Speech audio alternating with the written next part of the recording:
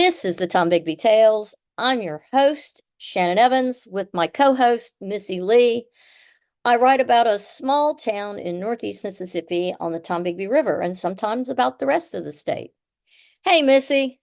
Hey, So we've had a lot going on the last few days, a little bit. a little bit. Yep. So shall we start right in and talk about this, about these findings and the all the questions we have and all the stuff we've been digging through and Yeah, you think maybe like first, I don't know if I mean people know a little bit about I don't think people really know that much about like how I work with you.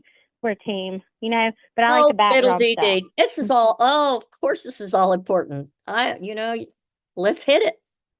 Tell me a little bit about yourself, Okay. Missy, and how you helped me Oh. work with me. Oh, okay.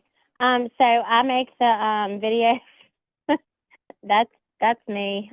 Initially, like I didn't want anyone to know that, but I just don't care anymore. And then I guess we met when I started doing Pale, right? Because Yeah. I reached out. Okay, I had a weird experience, and so had some friends, and they said we should do a documentary. And I reached out to Nancy at the Columbus Convention and Visitors Bureau. Did I say it right? Yep. I sent an email, a follow up email. I never heard anything back. So And what did then you ask? Shannon, What were you telling them about your documentary? well, I had this entire pitch, right? Like I'd looked into all these case studies where things that happened, they were similar. It was kind of paranormal, out of, the unknown, similar things that happened in towns, and those towns were able to take those things and kind of capitalize on it and drive tremendous amounts of tourism. And I live in Columbus. That's my city. I love it. Well, the county, but they're Uh-huh. both mine, right?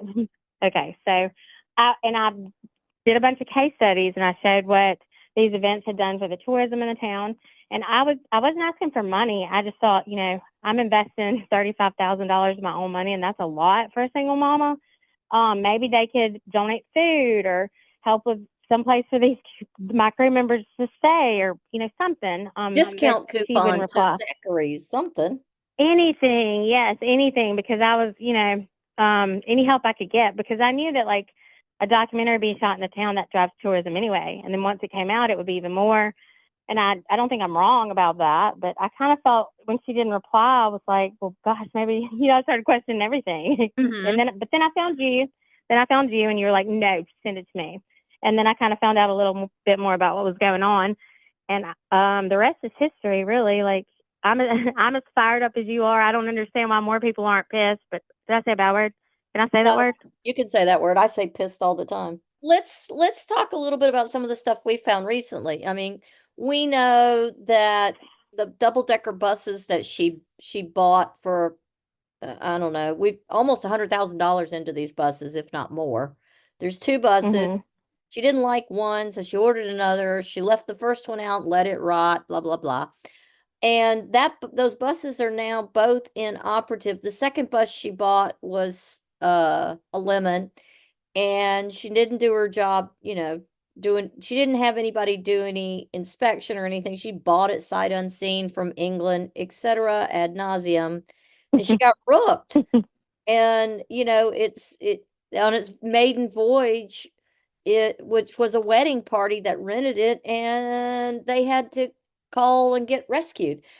So, yeah, that those are being sold for scrap. They'll be lucky if they get, 1,500, $2,000 for that.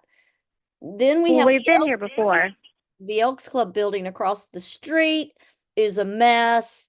And she let that just sit there in neglect, although she kept saying it was going to be a children's museum, and she allegedly got all these grants, although I don't know what the heck she did with those grants, because the building still leaks, the roof is a piece of poop. The porch was rotted, and they had to replace it so they could do that arts and antique show last year, so nobody fell through. Um, the roof still has to be replaced, and now Nancy's not in charge, and the board is going to have to sink over $100,000 in repairing just the roof. That doesn't even Of the Elks include Club. yeah, that doesn't even include the fascia board or anything like that. Just to get it ready to sell, they're going to have to sink $100,000 into it, of yours and my money.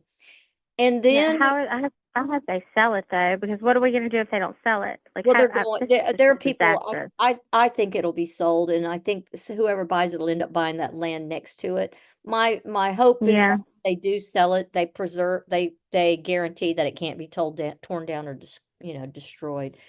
And then right next door is the Musselwhite building, which is a modern mhm, brick building that was probably built in the 70s, I would guess. It used to be a tourism, it used to be a tour company there that, sold airfare and stuff. And right. then it was a barber shop, and then the CVB bought it under Nancy because they were going to use it for extra storage until they tore it down to build a parking lot for their children's museum, which has never happened and never gonna happen. And now all the awning is mildewed, and it was just never maintained. It looks god awful. So that building is gonna have, in order to sell it, it's gonna have to have work put into it. And then we're to the Yeah. Tennessee Williams building, and that has been um Oh, it is an absolute mess, and it's a I've crime. been up close and personal. Yes, I'm Well, aware. well, yeah, and it's because, so in 2010 they put well over $100,000 into that. They put like almost $300,000 into that building, restoring it. Nancy was in charge of it because she's been the director. She was the co-director of the Columbus Cultural Heritage Foundation, which is responsible for that building, and the CVB. She was at both places, running both places, and she never put a dime into the upkeep of that building. And so Right. You that's an know, old, I just, oh, go ahead. Sorry, because talking over each other. old buildings require constant upkeep and attention. It's not like you can So just do new ones. Yeah, you yeah. can't just ignore it. Um, You have to deal with it. And now it's in such bad condition. It's well, you also can't make excuses for the rot of it, because I read, she tells on herself. I read an article where she was interviewed about the Tennessee Williams home, and she said, well, it's not it's an old building, and we have all these old homes in Columbus, and even the ones that were built in the 1800s, like, they don't have 10,000 people going through them a day, and houses wear down. They do, but the Tennessee Williams building was not used like a residential home. Nobody was, because I went, look, when I want to know something, I dig deep. We've met, right? I yeah, went deep yeah. into that. Nobody was cooking in there. Nobody was just taking showers. There weren't clothes being washed. What are they open like 4 days a week from like Well, nine no, to well, and four? here's the other thing, Missy. I can never remember There was 10,000 never people. 10,000 people. No, No, not a no. year. And even if they were, that doesn't contribute to the breakdown of a house like You mean daily the living sill does. beams that were rotted and the fascia and the Yeah. I crawled right under the house, you guys. Like, I did. I was all up under there sitting with my lookout. I don't, it was, it's awful. Like, brings tears to your eyes. That could have been the smell. But, no, it no, is sad. it was the rotten sill beams. But I find it funny that, I mean, they did all that exterior and interior work, and then we found that information You did. when I did that Yeah, public you records found that. request.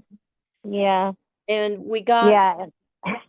then she turned around and has to do the work that should have been done in the first place. I mean, if you're going to jack up a house, you usually do that before you fix the plaster inside, repaint the inside, and repaint the outside, and before Right. you build the porch. So she already did all Yeah. that work. I brought it to the attention that that stuff was rotten, and the engineers had already found it, and they knew it was a problem back in May, and they opted not to fix it. Now here it is, late August, early September, and they suddenly decided to give it some attention. And Well, now because they're they having, didn't have a choice. They had well, to. That's what happens when you're vigilant and you haven't given up. And I no, like just and the go ahead. I couldn't in good conscience, knowing that that is a public venue that mostly people who come to town, who are visitors here, decide, oh, I think, oh, I didn't know Tennessee Williams was born here. Let's go look at the Tennessee Williams house. And then to have somebody be injured because of the rotten sill beams. I mean, the walls were about to fall off that building, the exterior I walls. know. Yeah, you They're made me get out. collapsing. Yeah, I know. I remember. I was like, it's bad. It's really It- bad. So, It's so it's that as we got deeper into it though, like for me, my investment was the sheer amount of money that has just been completely wasted. And I think about like those are my taxes, those are my neighbors, everyone who lives in Columbus. You should care. It's a lot of money. And well, how has someone gotten away with this for so long with nothing every done? time, Why did that happen? every time you go out to eat, you're paying the 2% tax. That's what it's part of it's What is going that? to. Well, it's a Do you understand tax. that? Because I don't. Yeah, Go ahead. it was a luxury tax that was added to all the restaurants in town to cover as Oh a two wow. it's a 2% tax that goes back into the community as a benefit that's directed just toward um it's a Tourism, bringing yeah, people. it's a food and beverage tourism tax. Oh, that's really brilliant, actually. Yes. So it goes right back into the community, mostly in the form of basic tourism. That's how the CVB is funded. It's also invested in other things in this community beyond tourism.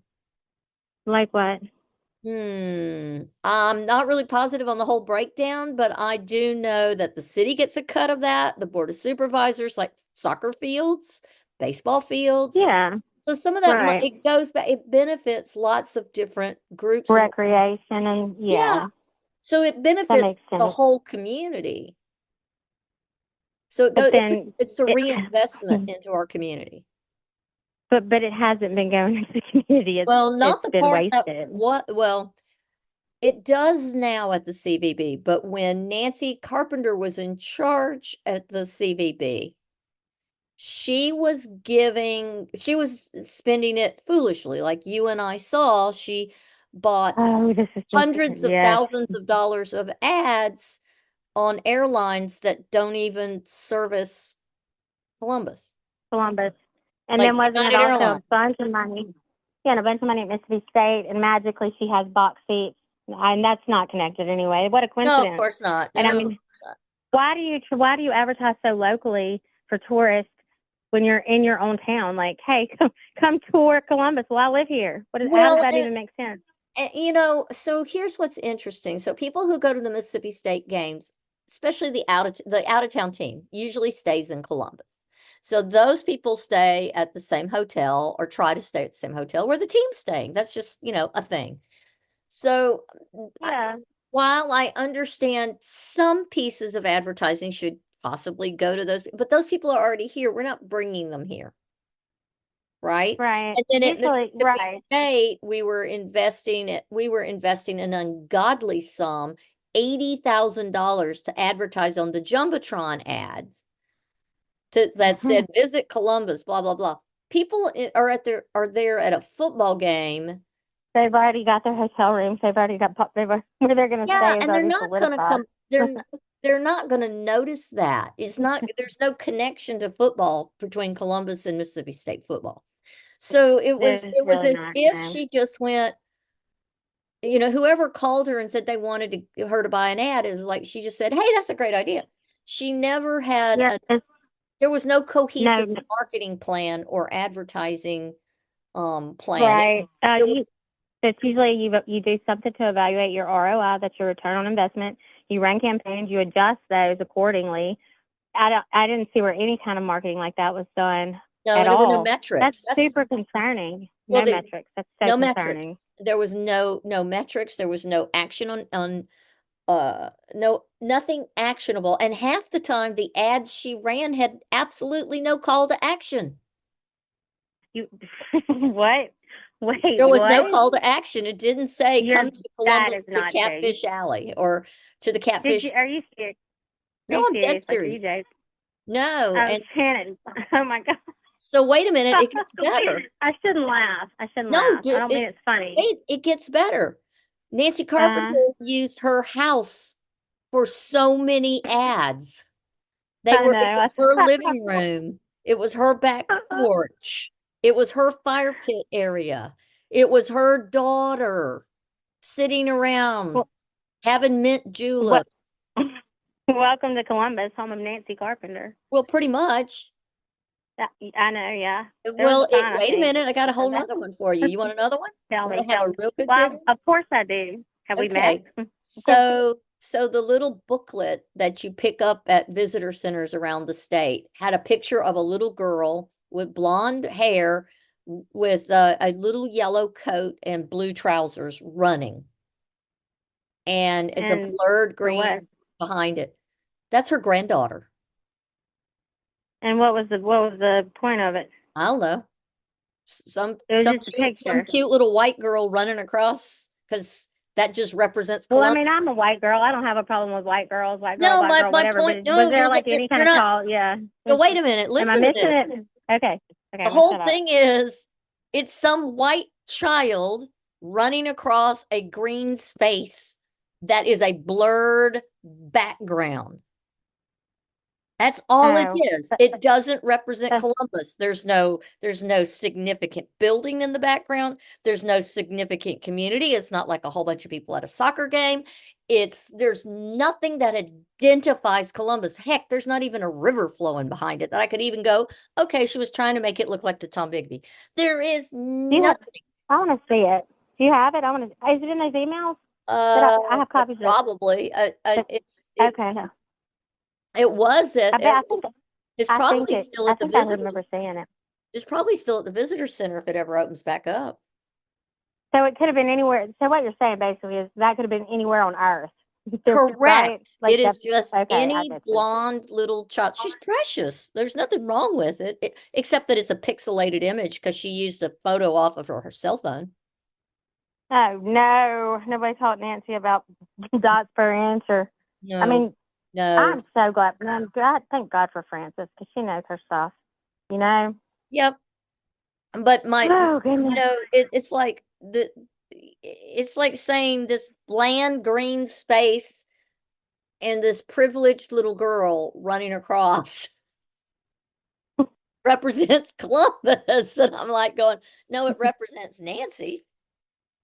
Yeah. Well. Yeah. I see what you're saying. Well, and I a mean. couple of things is it's lazy advertising. She probably waited to the last minute. They asked for an image.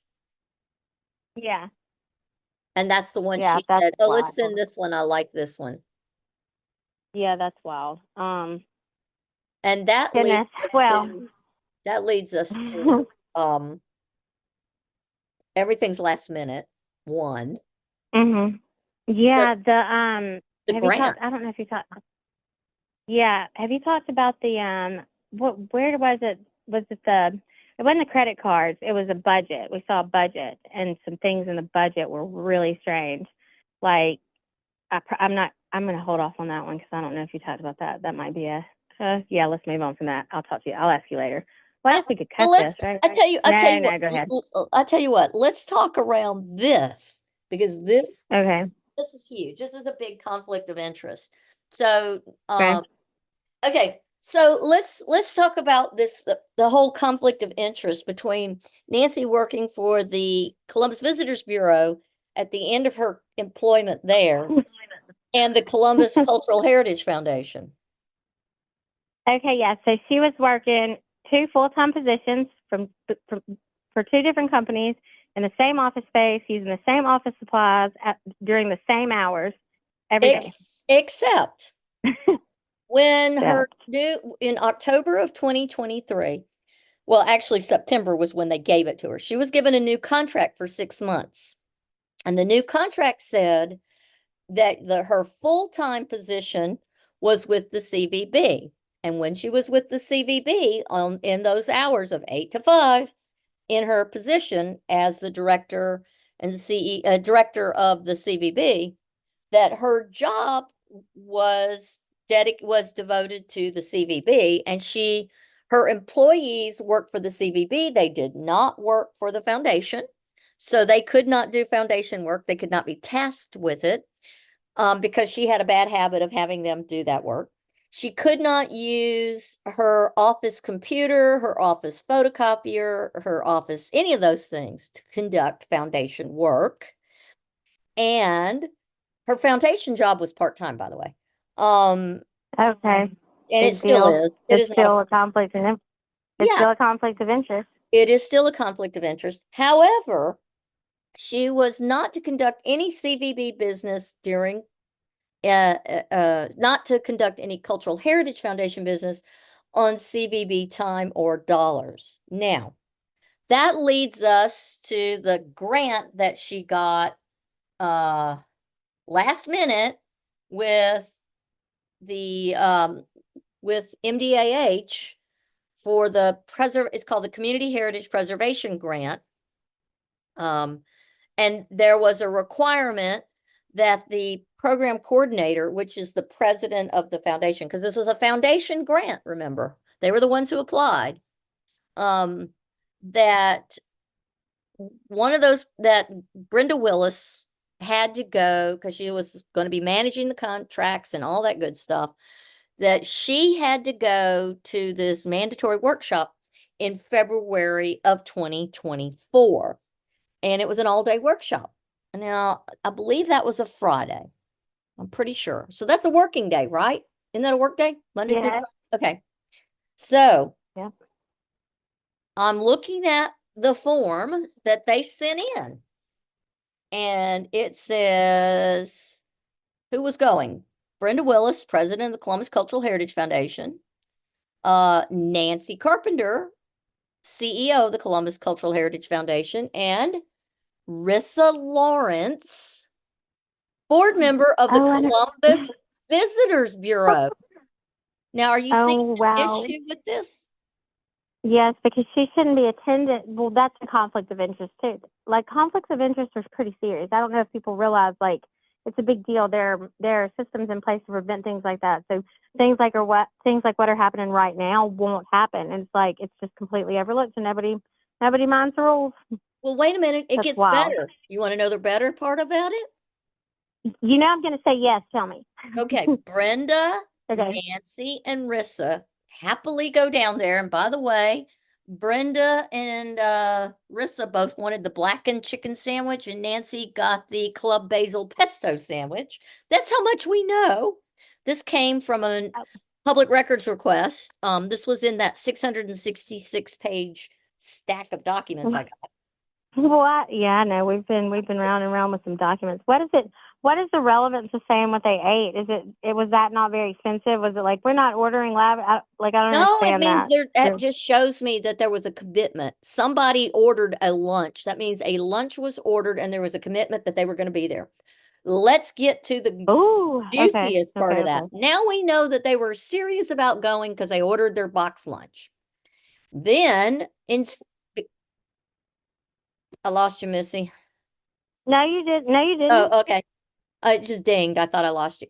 Okay, so then while they went down there, and it was an all-day event. I mean, this probably went till 4 or 5 o'clock in the evening. They spent the night. And how do I know that? Because they charged it to the CVB credit card. They charged it to the CVB credit card. They stayed at the Westin Hotel for $459 Jackson. Oh. And when you go to find my God.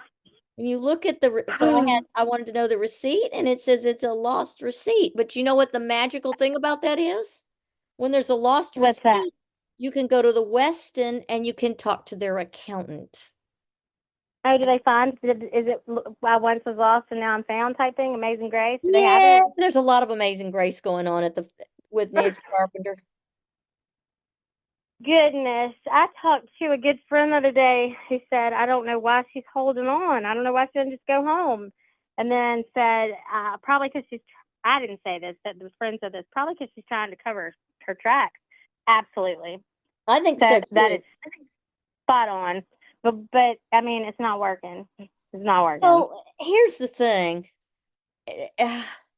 She likes to pretend she's the victim. She likes to lie. I mean, she has lied 3 times to the city council in 3 different meetings. She's lied every time. She told the city council, and you can watch the videos. I mean, go to the city council website and watch it. She told the city council that she had a $50,000 grant with the Columbus Heritage Hills. Maybe she does. Maybe she doesn't. But Nancy is not transparent, so we don't know. Well, then the next not even 5 days later, she announces to the city council when she's asked to For the present money. more information that about the money she's requesting. She said that they said to her, well, they asked her a question and she turned around and she goes, well, I've got $100,000 grant coming from the Heritage I Hills. heard about them. So now Yeah, I heard that's about that. doubled her grant, but we've not seen anything in the news. There's not anything in the Heritage Hills news. There's nothing on anybody's website. There's nothing in the newspaper that tells us this is, this great news. You would think there would be great news, right? Yeah. You would Yeah. also think Unless that she made it up. well, yeah, you would also think that that more than meets your matched grant that you need, because her Right. original matched grant was $54,069.69 from the city of Columbus, which she strong-armed out of the mayor and to sign an agreement. And he then turned around and told her he'd have to go to the city council and she'd have to go ask them, which she waited a full year to ask them. Yeah, till the day before, right? Wasn't it like Yeah. the day before it was due or something? Yeah, pretty much. The week before it was due, and then she came in the last time, the day before it was due. So Right. Yeah, go ahead. Go ahead. so now we have those two lies. Well, then this past week, I took a letter from the MDAH signed by Katie Blount, who's I guess she's the director. Um, so it's that letter says that the agreed upon matching grant was $39,605.27. So now all of a sudden these numbers keep changing. So Stephen Jones, who's a councilman, asked her, he says, well, we have this letter that says 39,605. Why do you need 54? Well, what's interesting is that 54 predates this letter because it's from back in September of 2023. And this letter saying 39,000 is from January of 2024. And she told the councilman, she says, well, we asked for more money because we found damage. And I was all I could do not to scream that, wait a minute, she's lying to you right there. So I talked to the councilman afterwards and he's like, oh my God, you're right. She did lie to us. She's bald-faced lied to them in the council chambers. I could not believe that. And Yeah, yeah. she lied to them. She's lied 3 times. This is all a giant shell game. She's moving money around to rob Peter to pay Paul. And then she lies about stuff like, if she's got $100,000 grant, more power to her, but she needs to be transparent. Just shouting out numbers. There's no transparency. And she told the city council said, well, are you going to be transparent with the money if we give it to you? And she's like, oh, of course, I'm always transparent. I always have to do this, that, and the other. I'm like, oh my God. Yeah, like I've watched you for the past, 7-8 months go through so much BS, red bureaucratic tape. It's insane. She's not transparent. She's anything but. But here's the thing. This is what really gets me. People say, oh, Shannon has something personal against Nancy. This is not true. You don't even really know Nancy. And here's the human element of it. She's somebody's daughter. She's somebody's mother. I understand that. There are people who love her. We don't have a problem with Nancy. We have a problem with lies and with people misusing public funds. It's the misuse of public funds. Yes. And I'm finding it over and over and over. And this thing about paying for the credit card, I'm going to tell you, so many charges. I mean, really, we paid for her to go to Broussard's. We paid for her to spend Easter eating a fancy dinner at Broussard's. Our tax dollars paid for her New Year's up at Opryland Hotel. What about the McCarty Pottery and the Apple charges? Her ESPN, her Apple account, her ESPN. It just goes on and on and on. Oh, and all the newspapers. Oh yeah, and everything you looked at that was suspicious that you marked that you wanted receipts for, they were magically missing. Yeah, it's amazing how many receipts. Every single thing, yeah. Yep. And why why the CVB paid for it? They never saw the credit card statements. They were not part of their board packet. It's just a line item on the checkbook because it's an auto draft to pay. It is the most disgusting thing I've ever seen in my life. And hopefully they're going to make some changes. But I wanted to shift to something real quick because I think this is the part Okay. that's thinking about the future. You know, I really do hope they fix the Tennessee Williams building. I really do. Although I find it interesting that she asked for money and then she's going to throw a party and invite the people who gave her the money when she opens the building. Anyways, I thought that was kind of tasteless and tacky, but Yeah, that's insane. yeah, we don't have That is enough money to that is finish. great. Yeah, we don't have enough money to finish the repairs, but by God, we're going to throw a hell of a party. Yeah, well, I mean, I want an invite, but I kind of feel like I won't get one. I don't think we'll get an invite. I think we just go because it's Are we it's going to our become the money. wedding crashers? But like, It's a you're right, public it it's is. it's a public venue and it's our money. I mean, I'm not saying we are not welcome, but we are not welcome. Oh, we're not welcome. Okay, so Yeah, let me well, shift to one other thing, and I want your thoughts on go this. ahead. Yeah, of course. Now that you understand a little bit about the 2% tax, Yes. this is, and Nancy doesn't have much of a budget, so she has no buffer to misspend money like she likes to. Okay. Mm-hmm. Her budget last year was $120,000 to run to run the Tennessee Williams building. Right. I can't see her getting much more than 120,000. Let's say she gets 130,000 from the CVB. Now, if I were the Right. CVB, I wouldn't give them a damn dime. They need to go do their own fundraising. But let's Because say they don't, do they? Do they do any of their own fundraising? no, they do absolutely. I've never seen a 501c3 that does absolutely no fundraising. Zero. Me But neither. No, they no, have no nor have I. capital campaign. They do nothing. They have no trust, nothing. So let's look at what I think she's going to do. So Okay. when Nancy So was they, working for the CVB, they have a multi-million-dollar budget that would have benefited from the 2% tax. Like I said, right. the city, the county, all kinds of the board of super, they all benefit from this. The link, they benefit from the 2% tax. It helps our community. Well, Right. Nancy's looking at that going, ooh, the 2% tax is probably, let's just give it a number. I'll say it's worth $4 million. So there's $4 million pool out there. Nancy's going to go, ooh, I want a piece of that. So she's a 501c3 right now. So she can't just go and say, I want to be part of it. She has to go to the state legislature. She will either go to Kabir Kareem or she'll go to Chuck Younger, who are our representatives, our legislators from Lowndes County. And she will say, ooh, I want a piece of that pie. How do I do it? And they'll say, well, we got to write a bill. So she'll get them to write a bill. Let's pretend that they can get it through the state legislature. I don't see it happening because most of our legislation that comes from Columbus doesn't, because our legislators are fairly they're not part of the good old boys system that's attached to like Mississippi State or Ole Miss, that those bigger groups of people. But they're Right. nice Yeah. guys. Fraternity brothers. Yeah, they're nice guys, and I think they do good work, but they're not power brokers, they're worker bees and they're good worker bees, but they're not the big bill legislation writers that some of the others are.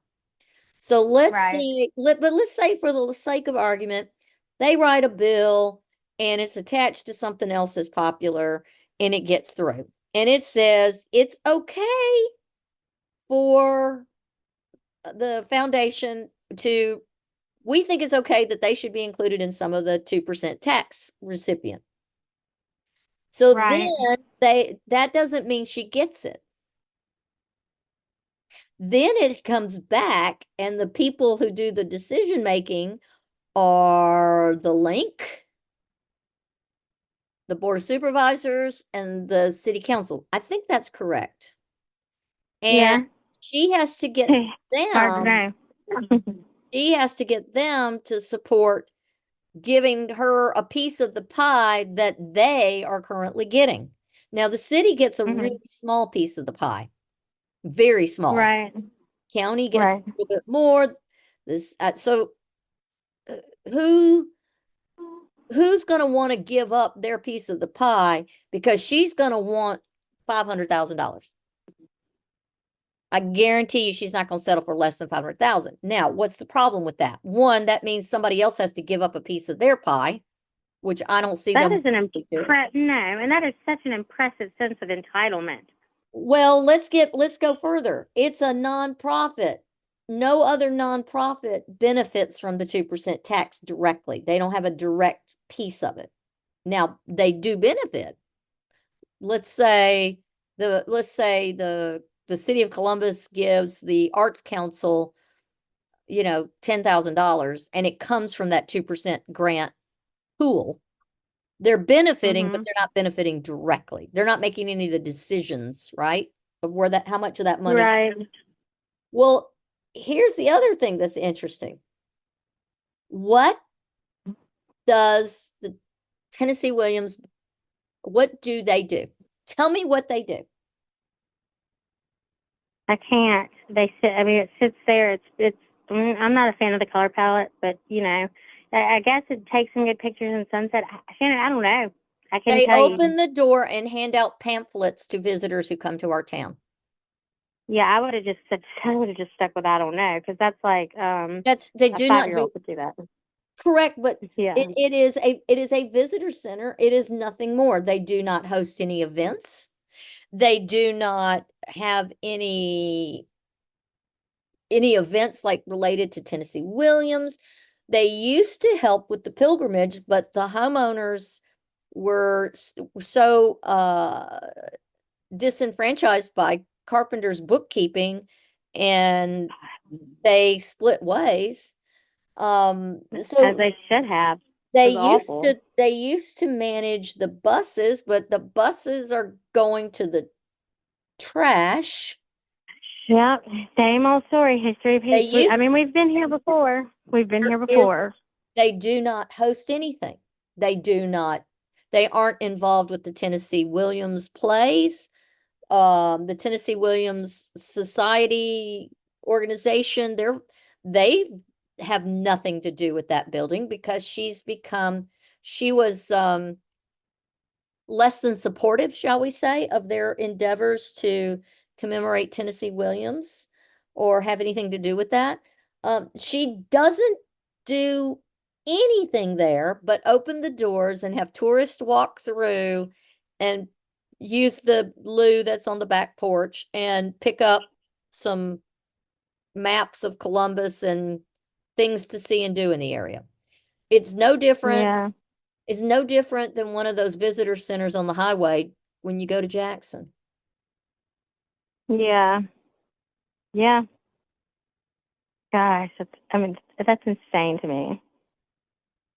So goodness, I don't see the powers that be wanting to share their piece of the pie with her. And they can't be made they cannot be made to give it to her.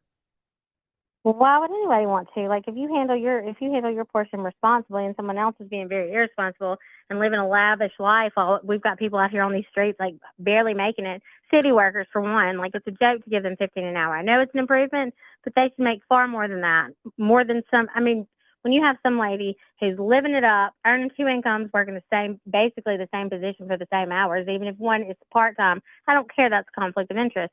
And our city workers, they keep the city going. They're the reason you can drive down the road and your car doesn't fall apart from a pothole.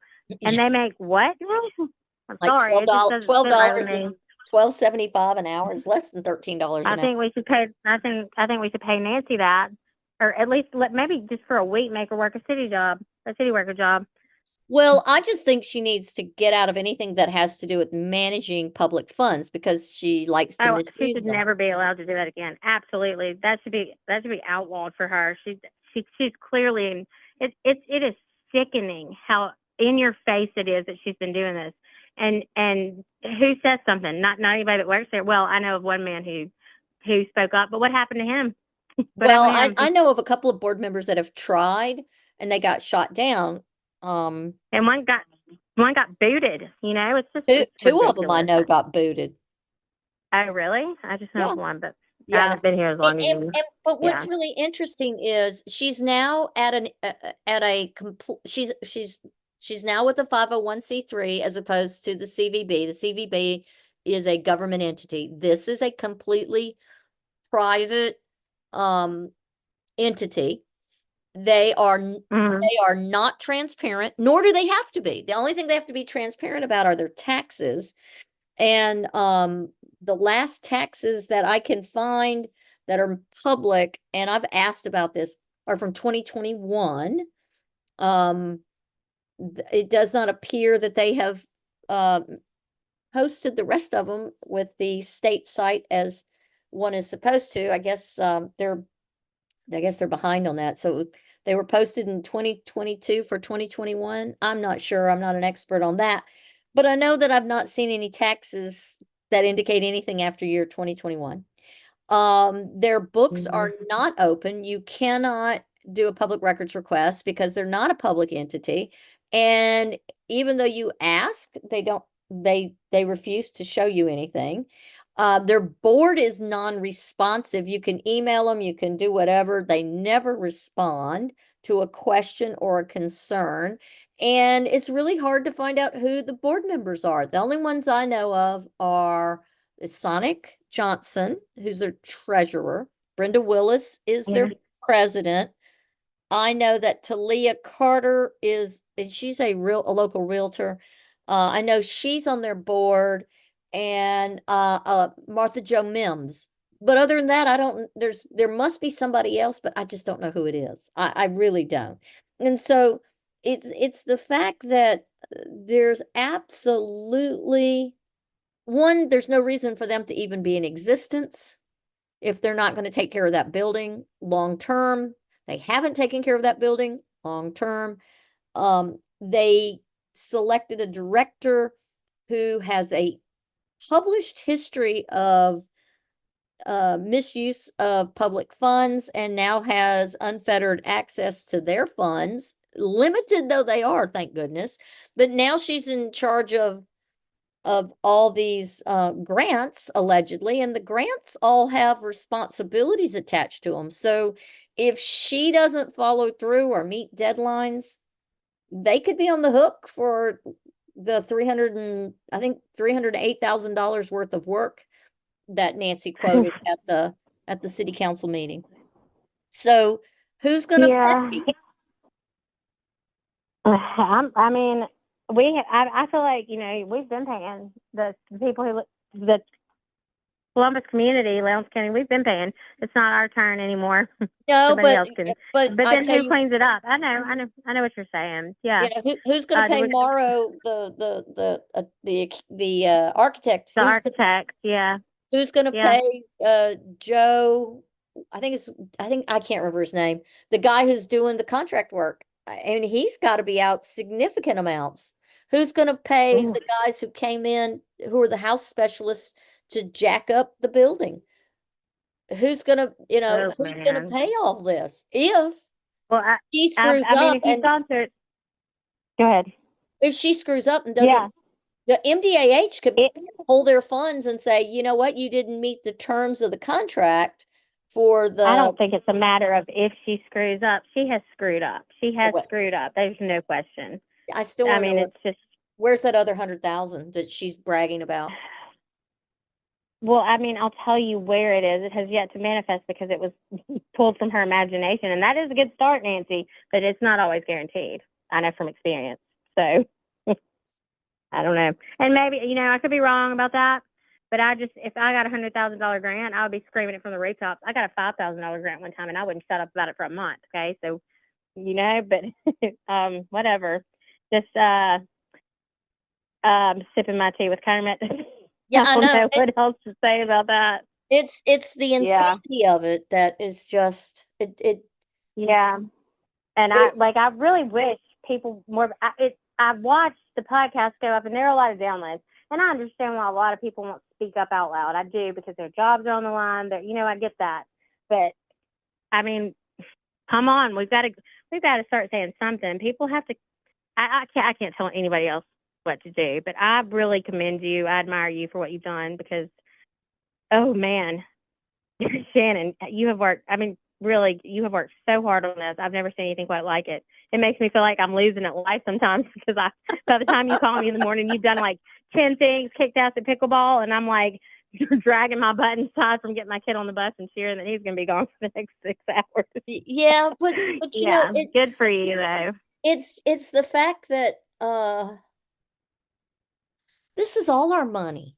And if she gets her fingers on any of that 2% tax, that means someone who is being responsible, and an organization that is transparent, and we'll have no transparency for that 2%, whatever that portion of the 2% she gets.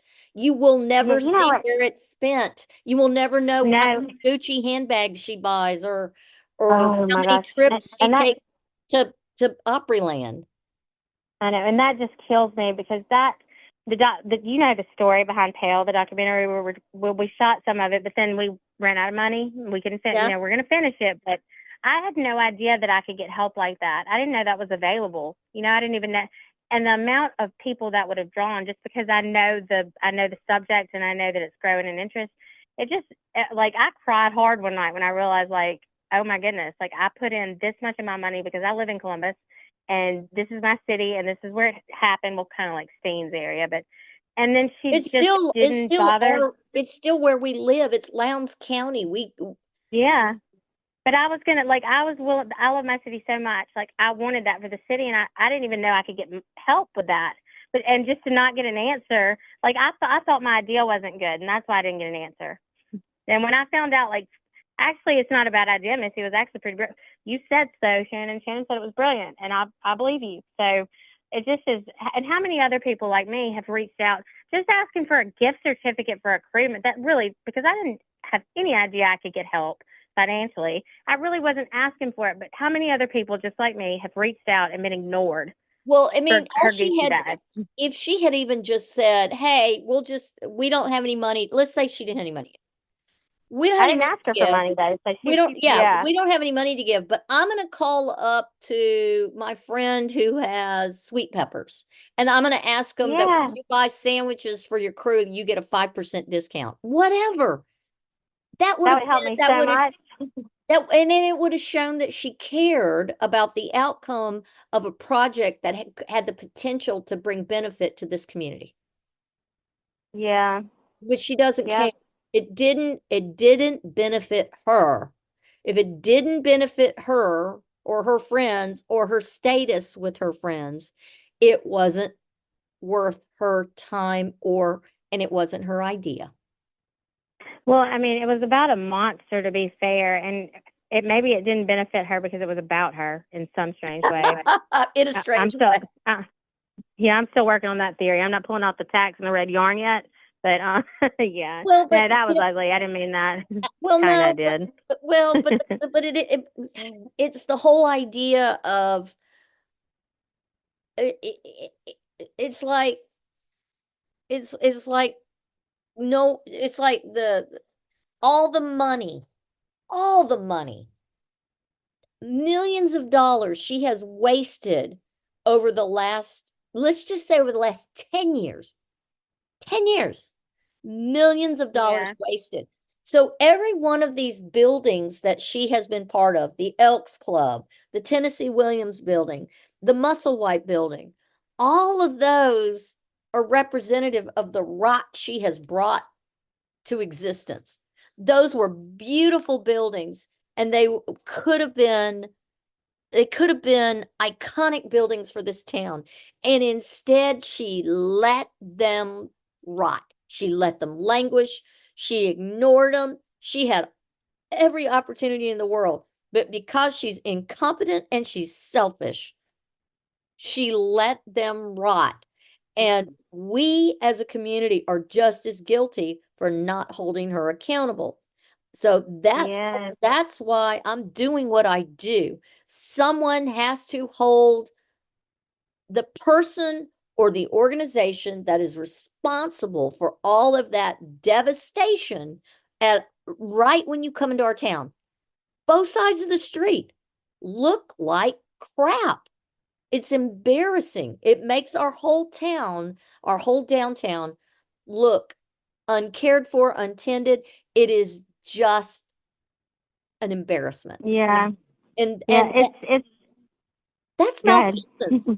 That's just Of malfeasance. course. It's Oh gosh, yes.